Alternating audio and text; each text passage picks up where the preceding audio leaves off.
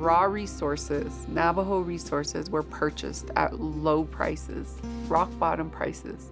Navajo water from Upper Basin Colorado River was used to help with the operation of the Navajo generating station. We waived our rights to claim any of that water for the duration of the power plant, and we never got any payment for it. I'm 50 years old and these guys are just now leaving.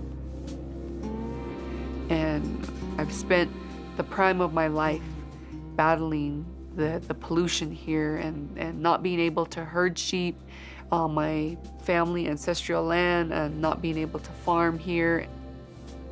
And so I never got a chance to use any of this land.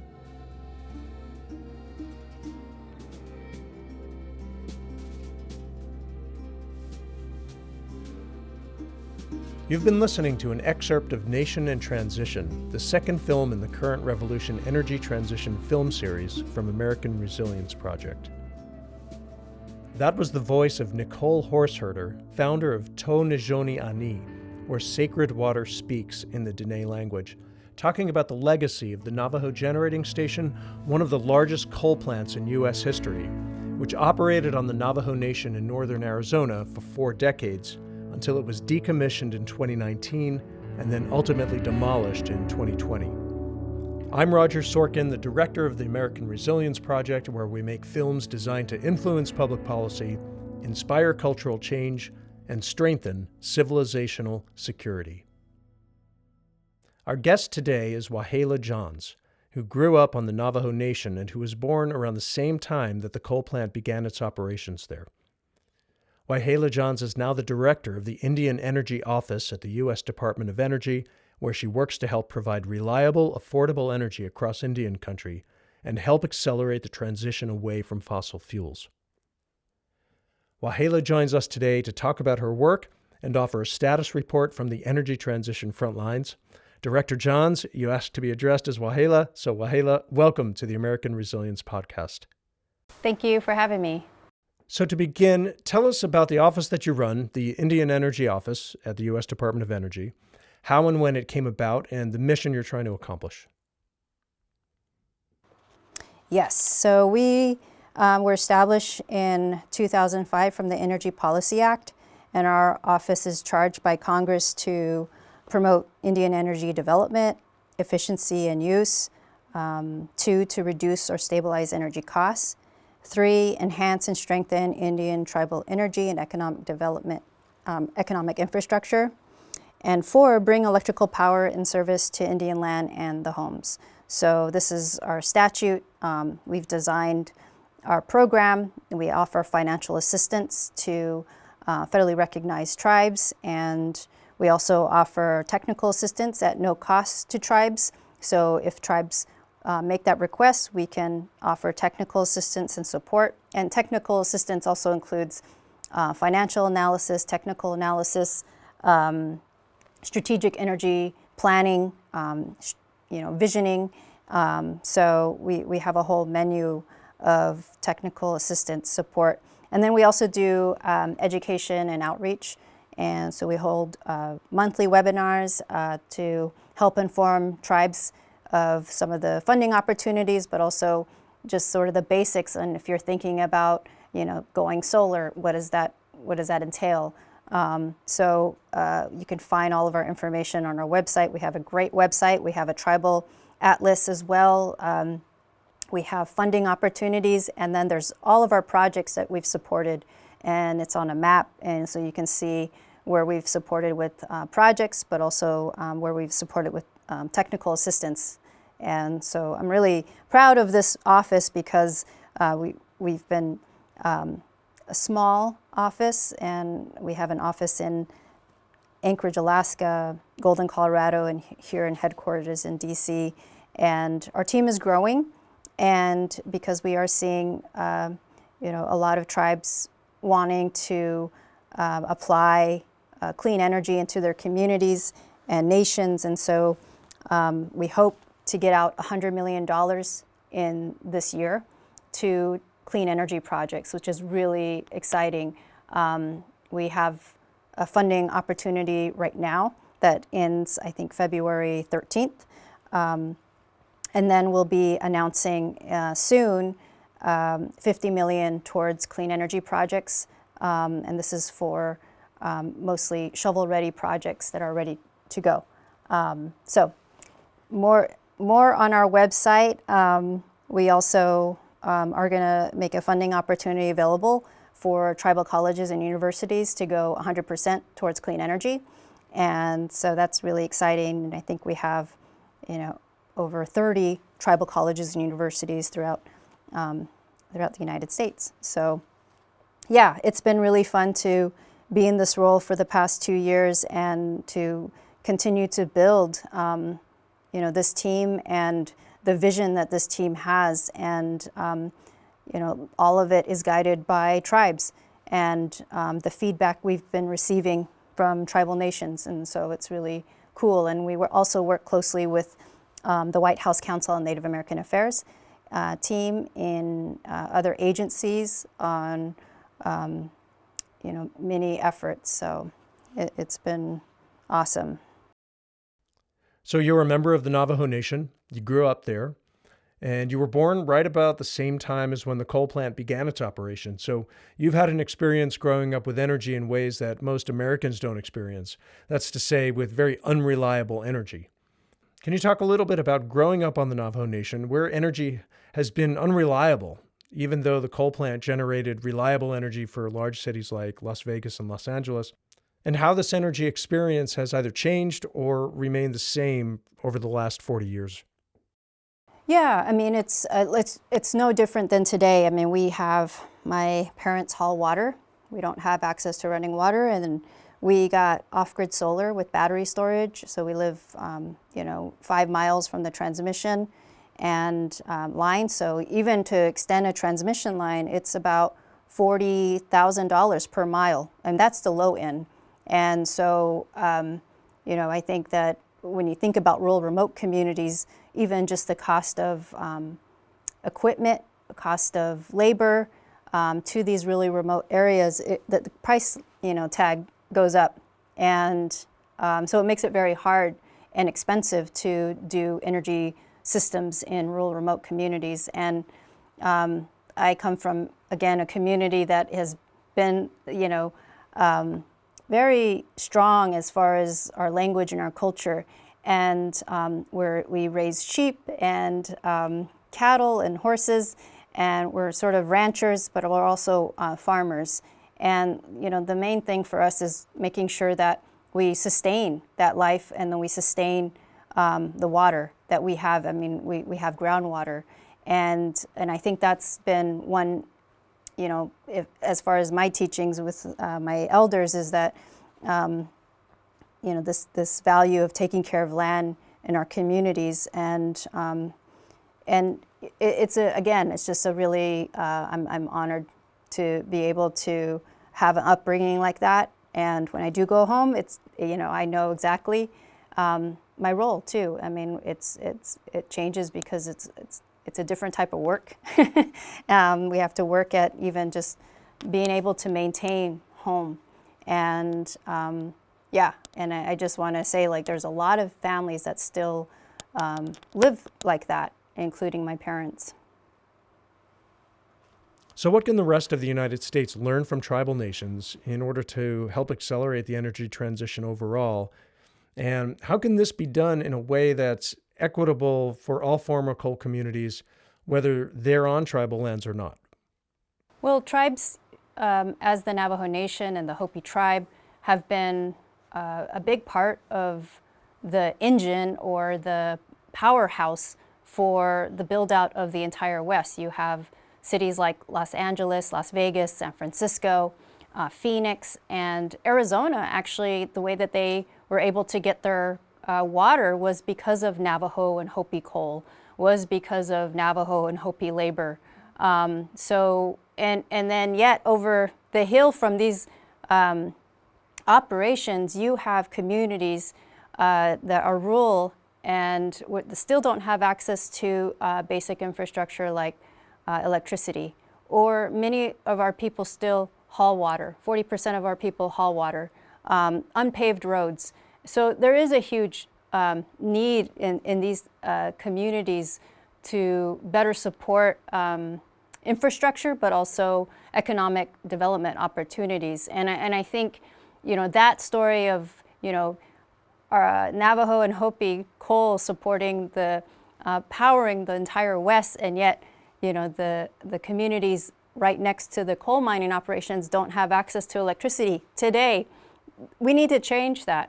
And I think that you have to understand that when we talk about transition, we're talking about, looking at the communities that have been left behind. And I love that about this administration is that, what can we learn from the lessons from, the past 50 to 100 years of energy development in Indian country, but also throughout the country. Who has access to power, who doesn't. And I think these are things that is come to light now, and that we are creating funding opportunities to support these communities because, they're like sort of, I see them as just like being of service for so many years, letting us use their raw resources to power American homes. And it's time that we give back to these communities and the people. First people of this nation should have access to broadband, should have access to all of the infrastructure that everyone is enjoying in the United States.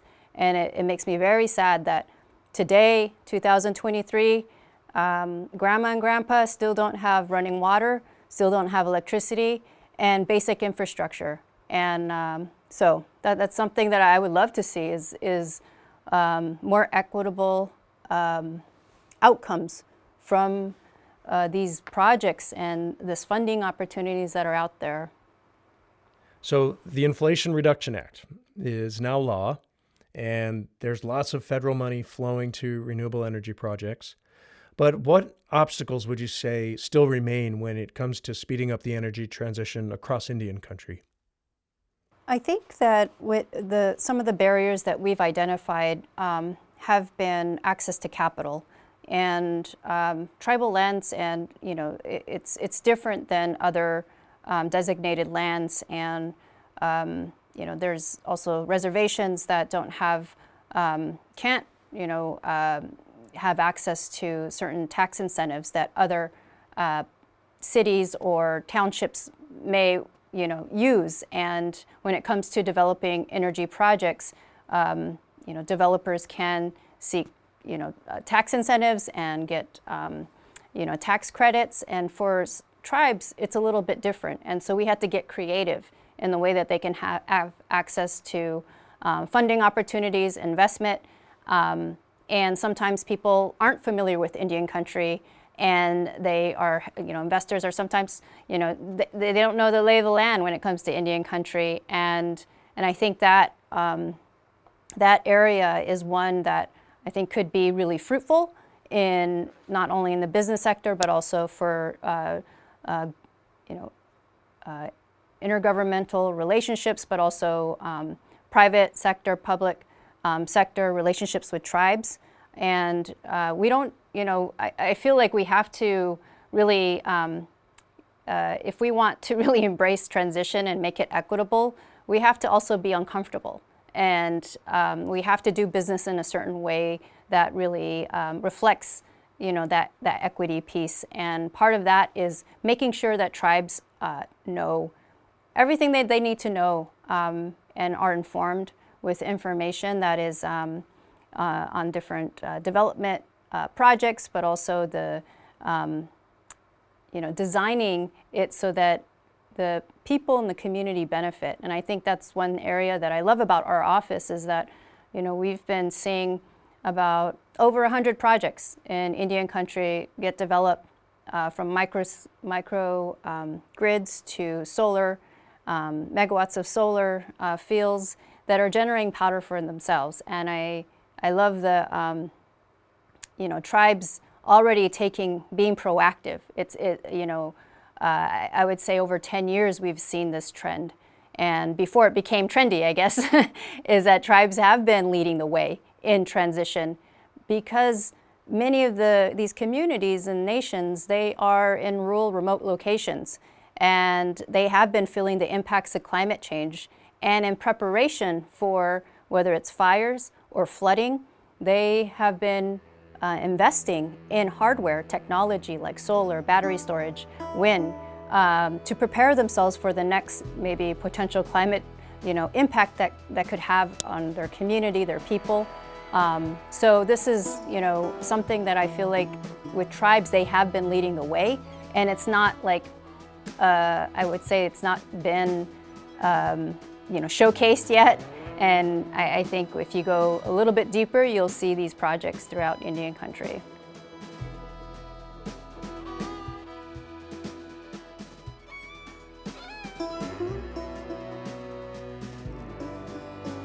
You're listening to the American Resilience Podcast from American Resilience Project. I'm Roger Sorkin, the director of the American Resilience Project. Be sure to visit us online at amresproject.org, where you can watch all of our films for free and learn about how you can take action on a number of resilience-related issues, including food security, sea level rise, clean energy, and more. American Resilience Project is a nonprofit.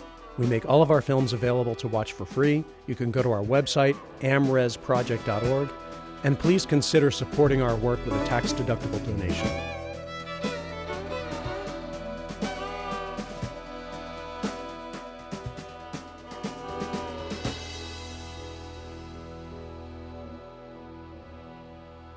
There used to be a lot of water around here. We didn't have to travel a distance to get water. So I would say that we spent more money for our water than people that have running water. Because we had to buy gas, we had wear and tear on our vehicle to get water from the chapter house and haul them back for our drinking water or for our livestock. I'm glad that they're shutting it down. But we would like to see them to fix it the way it was before. And they just can't leave it like that and leave.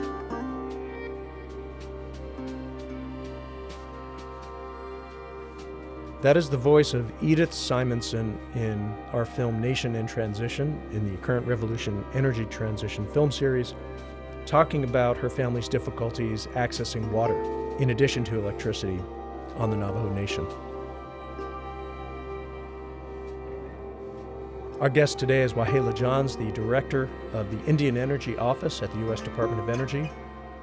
And Wahleah, recognizing that there's no one-size-fits-all approach to addressing the energy transition across Indian country or anywhere, and also recognizing that other entities like private companies and other layers of government are in the mix and have to be, what advice would you give to any investors or legislators or commissioners for utility commissions, anyone else who might want to or have to do business in Indian country in order to help accelerate the energy transition? Yeah, very simple. I mean, this is also within government that we talk about is we have to do our homework. There's a lot of good writings, books, and about the history, the Native American history. There's over 574 federally recognized tribes, over 200 Alaska Native villages, and so we're very diverse in Indian country. And each tribal entity, tribe, has a unique relationship, political relationship with the federal government. And due to treaties, there's been treaties that have been signed, and in those treaties, almost every nation has a treaty, and in there, it tells what tribes gave up. They gave up land, they gave up resources in exchange for the federal government to help support with healthcare, with homes, with, there was an agreement. And I feel like, this is part of the history and learning that we all need to do. And the status, the land status, the tax status, all of that is also embedded in a lot of these policies in federal Indian law. And it can get complicated. And I think that piece, is something that it would be wonderful for everyone to learn. It should be a requirement in our education system to understand, what tribes, wherever we live, exist here. How can we create partnerships? And deepening that understanding and connection, because I feel like there's a lot of, definitely stereotypes of our people that, we don't pay taxes and, everything's for free. That's not the case. And so I feel like it's going to take all of us to I'm Navajo, but man, I'm learning a lot about each tribe that I meet and their history and what their vision is and how can we be of support. And so, if I'm struggling to learn and, understand, this lay of the land in Indian country, I'm sure a lot can be intimidated. So it's going to take that, I feel like, that understanding and relationship, but also, tribes, there's a lot of distress. So we have a lot of predator, whatever it's like, lenders or businesses that have come onto Indian country as well and have, tribes have had bad experiences. And I think, this is an area that I feel like with the federal government, we can help support to create more protection and help tribes actually, achieve their energy vision and achieve their, to me, it's sovereignty. They already have that, but I feel like there's ways that it can be strengthened. So one of the things that we're trying to do with this film is to highlight some of the similar challenges faced by rural communities. And I'm wondering how you think we can help rural communities come together around this common purpose, whether these rural communities are on tribal lands or not. So yes, I think there's definitely there's similarities, but again, going back to tribal lands, their jurisdiction, even just the status of their land status is so different than state lands. Opportunities might be limited for tribes than states. And I think one thing that comes up is like the Build Back Better regional challenge from the Economic Development Administration put out within the past year and a half. And it was a challenge to different regions of the country to submit for funding opportunity in helping to revitalize their economies in the regions. And so I think from there we saw a lot of highlights of partnerships, some between tribes and states or organizations that are in these kind of rural, remote areas. And in the bipartisan infrastructure law, there is a lot of great opportunities for rural, remote communities. There's $1 billion, for example, to support communities less than 10,000 people with energy infrastructure. Some of the energy challenges that rural, remote communities face, there's that opportunity. And the USDA also has funding opportunities for utilities, rural utilities. So yeah, there's many examples where I've seen communities come together, tribal and non-tribal, to work towards like similar goals, and that there's also this interconnection and interdependency that can be that can be even more strengthened if when it comes to electricity or power generation or even economic development opportunities. So definitely, I think that it's really important that there's those partnerships. So understanding that tribal communities can be successful when they're working with outside entities, as we've seen in the film. The example that we give is the Navajo Nation working with the Salt River Project, which is the utility that owned the Navajo generating station. They worked closely to decommission the plant and ultimately demolish the plant, help some of the workers get new jobs. Do you have any other examples of tribal communities working with outside entities to help accelerate the energy transition elsewhere in the country? Yes, I do. Actually, we're going to be going to Northern California, the Blue Lake Rancheria. It's in Humboldt Bay area, and it's about 300 miles north of San Francisco. And they wrote for a grant to support solar microgrid from our office, and they did this with many partners, and they also are doing other projects with the California Energy Commission, the local utility industry, DOE's Idaho National Laboratory, and other local universities.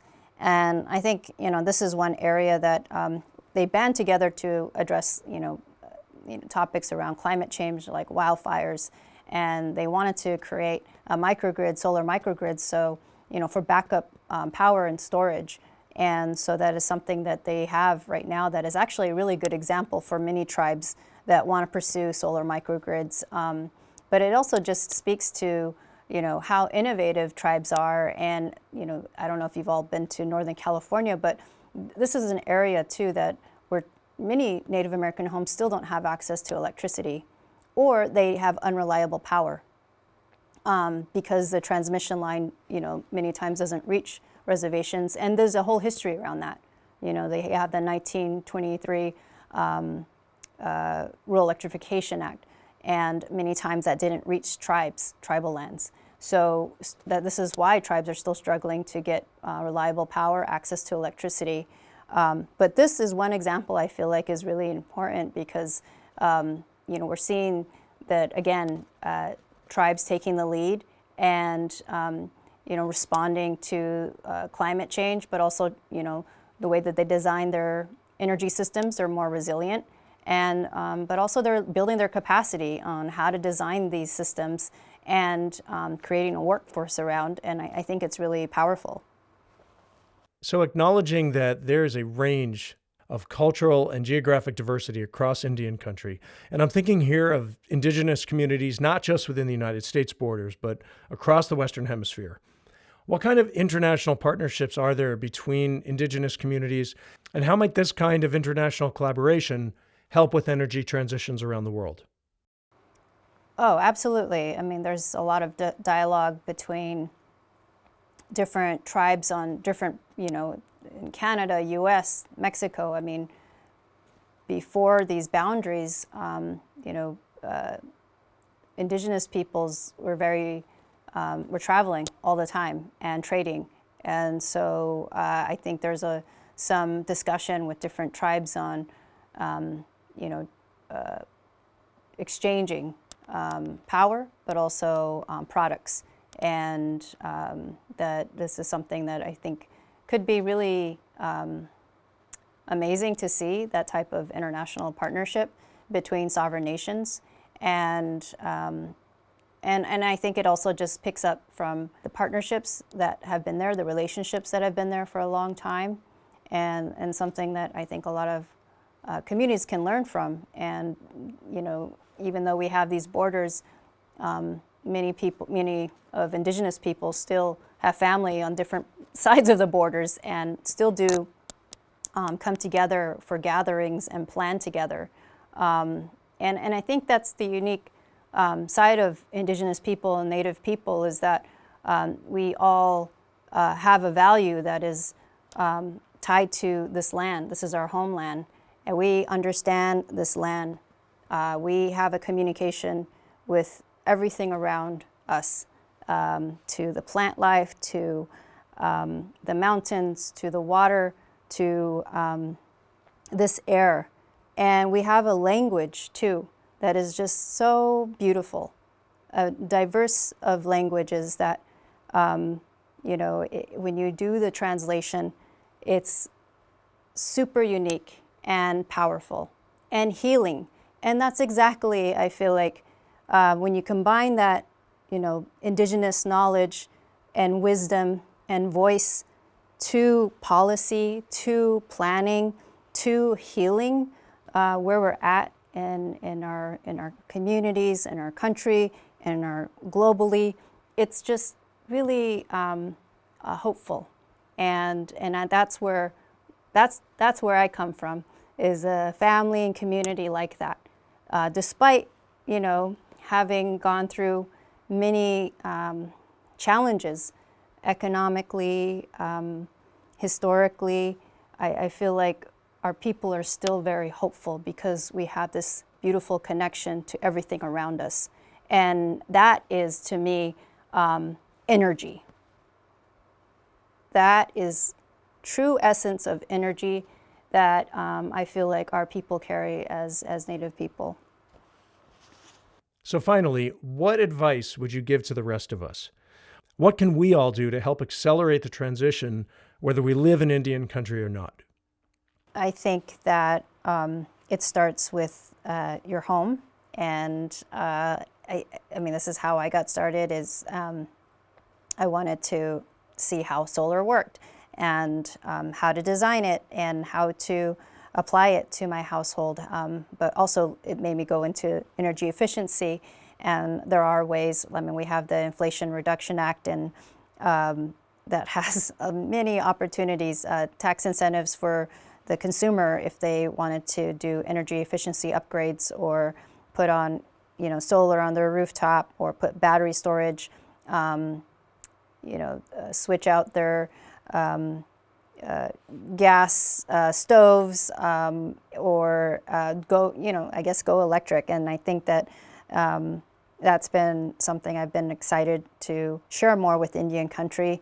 And it goes back to our household. I mean, I remember years ago I was heard that the average American thinks about energy only 8 minutes out of the whole year. And that was really interesting to me because, coming from an energy burdened community, something that we thought about a lot. But also speaks to, our disconnection to where power is being generated, who's involved with that, how do I get involved and active in, policy, or wanting to, see how we can advocating for like clean energy or whatever. So yeah, I feel like, there's a lot of research you have to do locally to be more active. But I think there's a lot of amazing organizations and initiatives happening in states.